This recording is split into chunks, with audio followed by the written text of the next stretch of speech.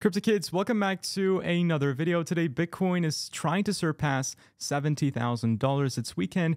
The weekend doesn't really do too much to Bitcoin anymore. It tends to be a low volatile, just a trending place for Bitcoin thanks to the ETFs.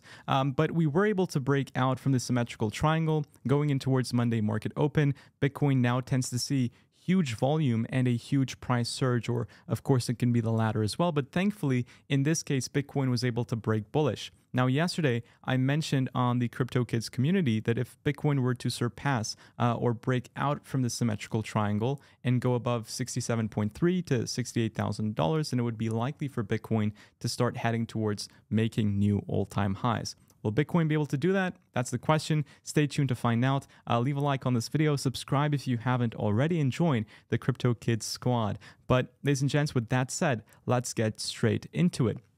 So on the 4-hourly time frame, Bitcoin for sure, we were able to break out from 67.3. Yes, the price did face some resistance exactly at that level actually, but after breaking it towards the upside, we managed to have a pretty high surge in price. But can Bitcoin now create a new all-time high? Well, personally, things are looking pretty good. Why? Let me explain. Because Bitcoin, we broke out from this downtrend on the immediate short term. Of course, if we go into a macro scale, then Bitcoin will have to create a new all-time high to keep this bullish uptrend going. But if we look at it from this low that was created on the 20th or the 5th of March, the lows that we created after it, they were higher lows. So in technicality, Bitcoin is still in an uptrend, and we've broken out from the one that was in the immediate short term, and now we're trying to make new all-time highs. I think the perfect scenario for Bitcoin would be that now we see a small retest or no retest at all to $69,000, and then we continue higher and create a new all-time high. I think it's indefinite that at 72 or 71.2, we'll face some resistance for Bitcoin. That is where the previous candles were closing. Actually, it'll probably be at the 73K level, but if we jump into the macro time frame, that's where we have resistance at approximately 71.4. So between those areas, we will face some resistance for Bitcoin, but if we manage to surpass it successfully, I do think we have some bright blue skies in the short term. In the macro, it's a little bit different. I'll get into it in just a second, but here I think Bitcoin is doing pretty well. I think the thing that Bitcoin is depending on right now is what the ETFs will do, because the ETFs for the past week, we've been seeing consecutive daily outflows, and that's been concerning the market. Because the ETFs were something that was incredible. They're buying up Bitcoin. They're buying up 16x the demand from what has been seen by the release of new Bitcoin into the supply. But currently, that was not the situation. I think most of this was fueled by GBTC. And well, it was fueled by GBTC, but specifically, I think Gemini and Gemini Earn and what was it, Genesis, these guys already liquidated their holdings. And now that that's cleared out from the market, I think going into this week, the GBTC or the Grayscale outflows will be significantly less than what we've been seeing during the past week. So I think that is a very bullish sign for Bitcoin. I was pretty concerned when I saw IBIT hitting 18.9 million in net flow, something very unlike it, because if we go back into its history, we've been in the 9 figures in terms of inflows for IBIT, but this time round, it was only 18.9 million. So that was concerning. But now that the price has been increasing over today, specifically, I think going into tomorrow and the day after, the inflows should be reporting positive. Today, I'm expecting it to be break even. Remember, the ETFs report their transactions 1 to 2 days after the actual day. So today could be a break even. On Friday, we weren't doing too much.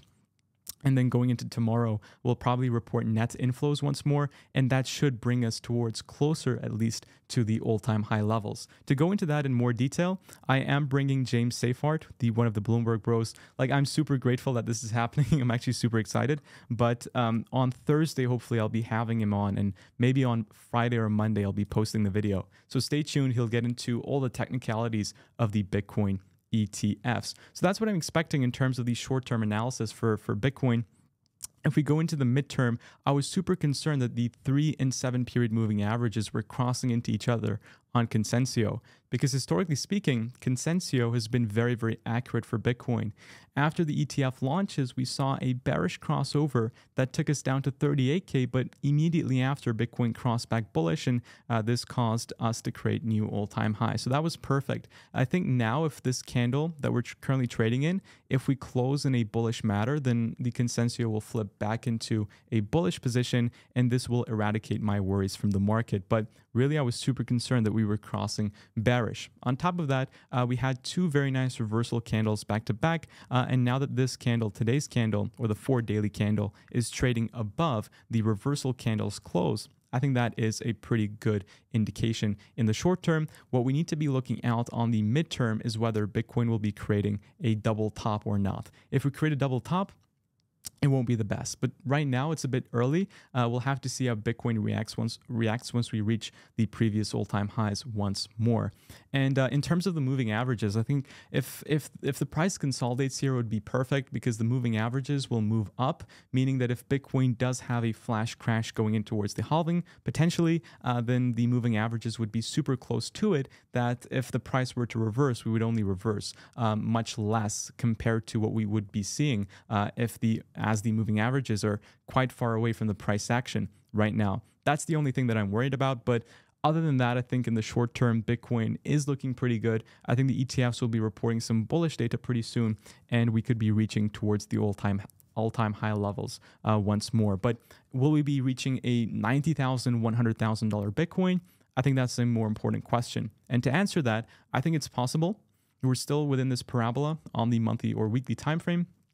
And if we have a look at what a parabola looks like in textbook Bitcoin, not Bitcoin, but technical analysis overall, we can see here that there's different bases. So there's base 1, base 2, base 3, and base 4. We're currently at base 4. Have we retested? Actually, we could even say that it's in base 3. Between base 1 or base 3 to base 4, there's like a 100% price move difference. And if we jump into the weekly time frame, I can illustrate the moves in a parabola that we've seen. If you've missed it, go back, pause, and just have a quick look at the graphic once more. But after you've done that, I can show you that this was base 1, where we retest the parabola once. And then this was base 2, the second retest to the parabola. Base 3, and between base 3 and base 4, there can be a huge price gap. And now that we're consolidating, I think like a 59K Bitcoin now would be perfect because that would confirm the base 4. But even if not, and if we continue pumping here, I think there'll be at least one more wave towards the upside. And whether that wave will take us to 90K, 100K for one Bitcoin, we don't know. That's completely based off of speculation.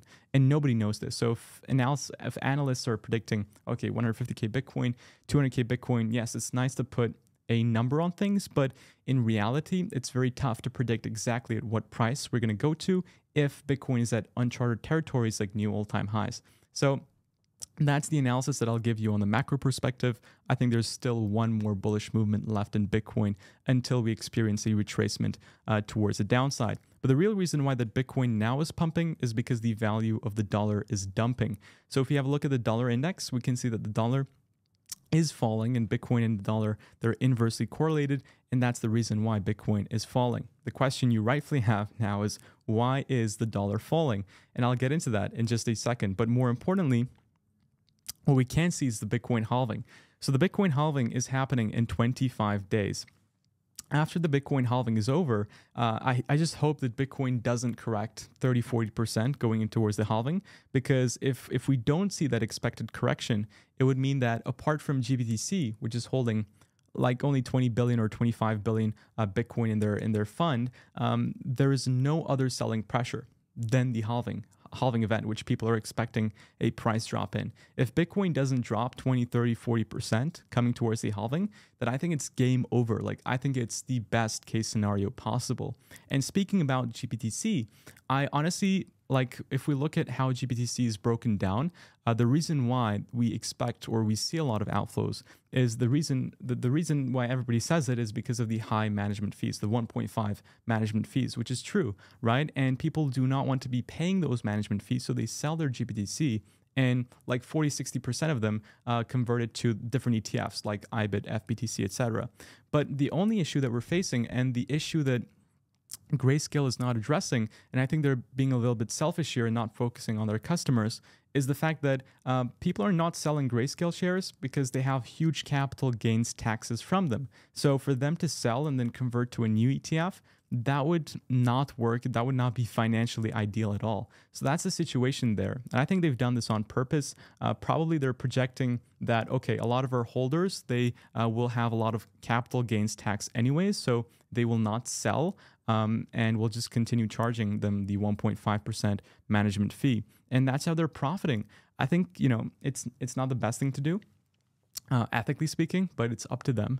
It is their business, and we'll just have to live with it until these people do not sell. I think a majority of them are probably hodling their GBTC shares, or they may have even forgotten about it. So I think it's okay. But by the way, if you want to be tracking the Bitcoin halving countdown live, there's still 25 days left coming up towards it. Yes, this time frame can change, but the more closer we get to it, the more accurate it gets. I'll leave a link in the description below and on the pinned comment where you can read what the Bitcoin halving is about. Of course, I explain it, but here you can see all the data and statistics that goes into a lot of detail. And by the way, if you want to be joining the Crypto Kids community over on Telegram, you can do so completely for free using this link in the description. And if you want to be participating in the Apple Watch giveaway with Bitflex that's expiring tonight, by the way, you can still do so while you have the chance using this link. But that's pretty much it for my Bitcoin analysis. In terms of aggregated demand, where do we have a lot of demand for Bitcoin?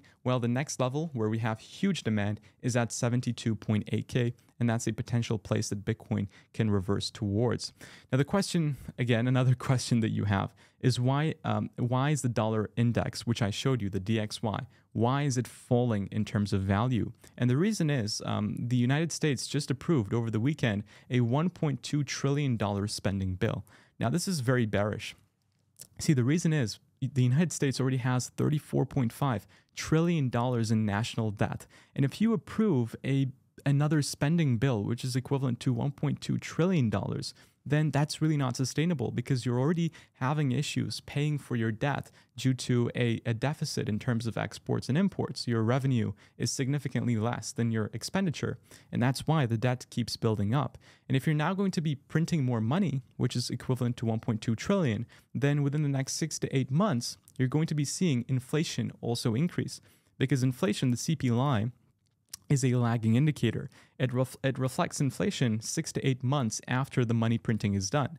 That's why after the money printing during the pandemic, we saw the numbers fly going into 2021, and that caused high interest rates. So now if you're printing more money, in the next 6 to 8 months, you're going to be causing more inflation. And if the Fed wants to reduce interest rates, because we're expected to hit 2% inflation target soon, it's not going to be sustainable because inflation will increase, and that will mean that the interest rates will have to stay higher for longer or even go up. And that would indicate a huge recession in the economy. And that's what I've been talking about over the past couple of days and past couple of videos. If we do have this severe recession, which I expect will be happening within the next year or 1.5 years, then the S&P 500 will see a huge drop. We'll see a huge correction in all assets across the board. And I think it will be interesting to see how Bitcoin reacts to this. But I really do think that the market is incredibly overbought in the traditional space. We have a lot of not so great economic indicators that is leading me to believe in this, and I'm just pretty scared what will happen if we do have a huge blown out recession. I've never experienced it. I was not around in the 2008 recession. Well, I was like 1 year old, but yeah, of course I don't remember that. But we can also see that issuances of U.S. Treasuries are now at pandemic levels. I mean, we saw nearly 7 trillion in gross issuances of U.S. Treasuries in just 3 months during 2023. For the entirety of 2023, a whopping 23 trillion were issued, and U.S. federal debt is rising by $1 trillion every 90 days. And U.S. government spending as a percentage of GDP is at World War II levels. So there's huge spending. There's no really way of paying it back, and everybody's asking or saying or expecting for a soft landing. To me, that's not convincing, unfortunately. And we're also seeing that the Fed chair reiterated their intention to continue reducing their balance sheet by as much as $95 billion per month.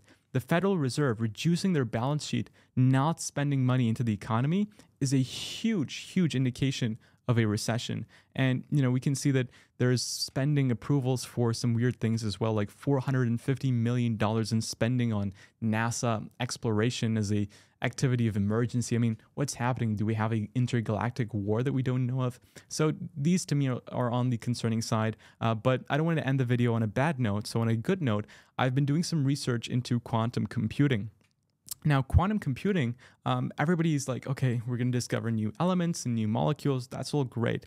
Healthcare, medicine, it's going into incredible trajectories. But the issue that everybody's concerned about is, can this quantum computer hack into my bank account and steal my details? The answer is yes, not now, but in the next 5 to 7 years, it's projected that quantum computers will be able to access the data you have for your online transactions. And that's going to be an issue.